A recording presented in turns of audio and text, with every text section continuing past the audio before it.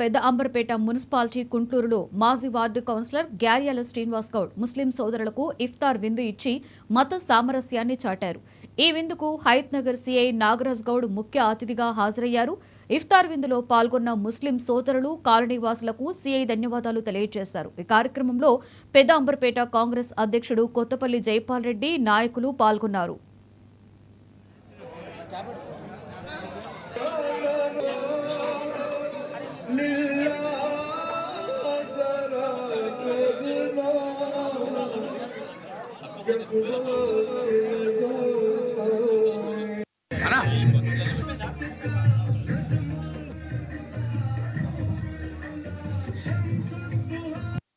రంజాన్ పవిత్ర మాసం పురస్కరించుకొని గుంటూరులోని మా ముస్లిం సోదరులందరికీ కూడా ఇఫ్తార్ ఇవ్వడం జరిగింది.